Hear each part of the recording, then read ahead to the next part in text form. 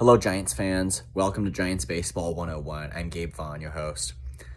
The Giants lost to the Padres 4-0 today, and with that, they are officially eliminated from playoff contention.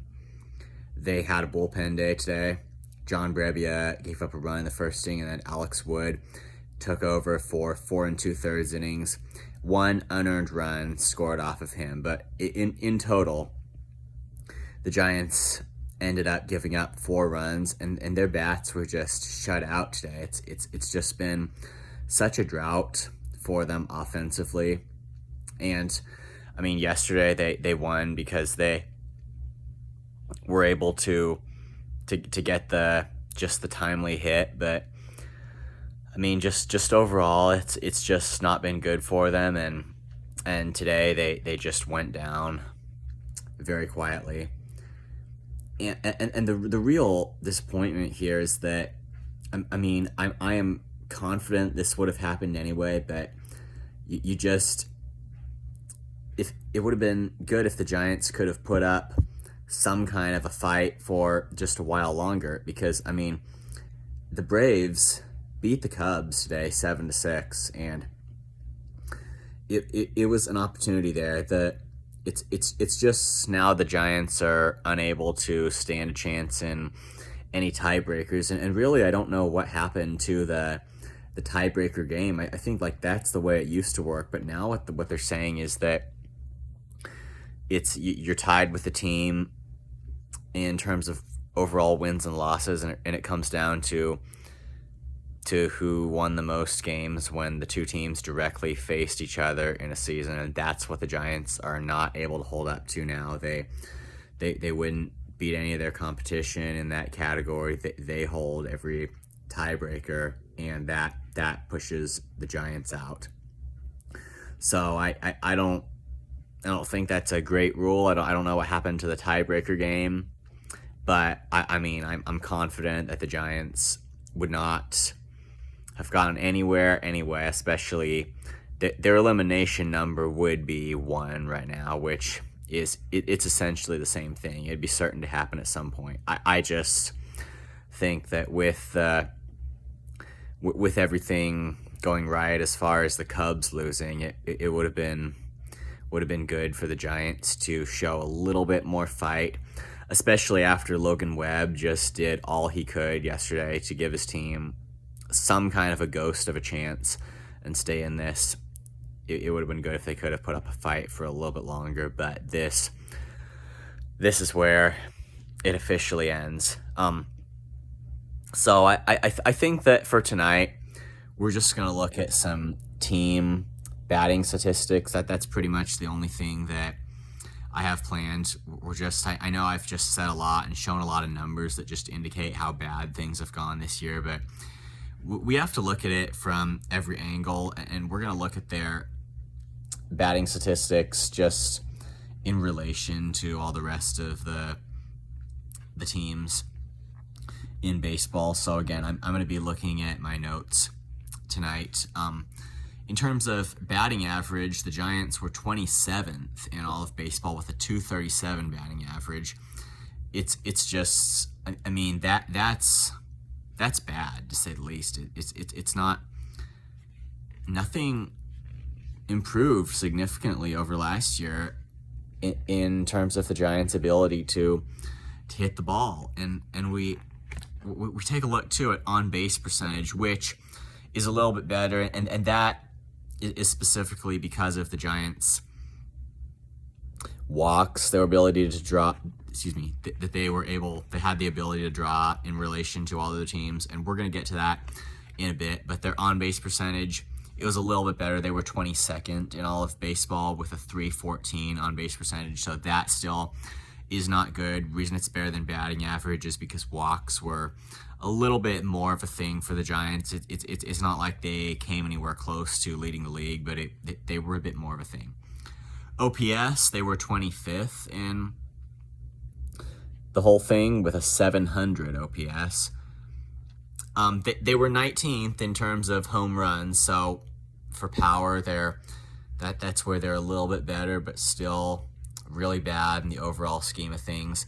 They had 169 home runs so far this season, with only a few more games to go. And then in terms of walks, that's where they actually were slightly above average. And that's not good enough. Slightly above average is absolutely not good enough. And for which reason, I still consider this to be a terrible statistic for them. But they were 14th in the league with 529 walks. So you just look at those numbers. They're terrible.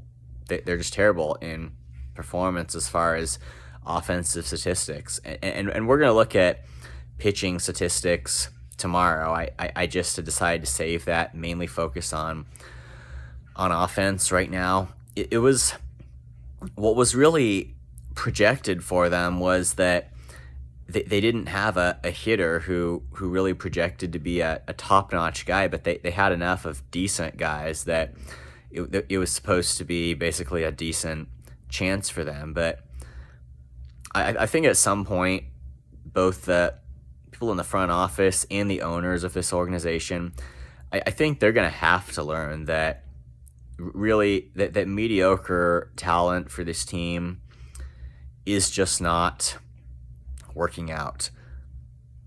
And honestly, just for everything, and this includes the pitching too for this season, I'm not sitting here saying who should return for 2024 and who shouldn't. Those decisions are still being made. So I'm not really saying right now who should and who shouldn't return, but there has to be some kind of accountability for this. That like the Giants can't take this trend like it's somehow okay, because it really is not. It's just the Giants did not perform offensively this year. We just looked at the mainline statistics and found that they just did not perform offensively. It didn't happen. They had some really great streaks, but they were offset by some really bad ones where they just almost got shut out, and that happened in really critical games. And after in the second half of the season, like following the All-Star break, they just fell apart. And I mean that just was not good for them. And then just at the season's end, Logan Webb put on a couple of just absolute gem starts that he was giving his best effort to keep the Giants in it. But I mean, of course it wasn't enough. So going into this offseason, we need to make some comparisons between this offseason and last one. Last offseason, the Giants' message was basically, it's going to be a big offseason, and that's what Farhan Zaidi said. It's going to be a big offseason for the Giants. And then we found out what their attempts to sign free agents really looked like and how futile they were in comparison to teams that really had it down. We're in 2023 now, still not back to the playoffs. The question is here, can the Giants actually get serious about it this time? Something's got to be different. They have to learn from previous experiences. I wouldn't know what it means anymore for them to say they're being aggressive and stuff, but honestly, this is the year where they're going to have to get serious about it. I don't know if I could say it any stronger. They need to build their team this offseason and really put some money into that with just no slouching on it. The mindset they're going to have is basically there are just no excuses for missing out on free agents. So 2023 is gone at this point. It was a great opportunity for the Giants, and basically we can't get it back, but it's just next year they need to do whatever it takes, make whatever changes they need to make. No, it absolutely cannot be a rebuild year. They've had time for that. If 2022 and 2023, those both failed years, if these last 2 years weren't enough time to rebuild and get into position for serious playoff contention, then I don't know what to say. It's been enough time. 2024 cannot be classified as a rebuild year. It's got to change next year. Thank you for watching. This has been Giants Baseball 101. Please subscribe if you haven't. Also, please leave your questions and comments. You know where to do it. I'll see you next time on Giants Baseball 101.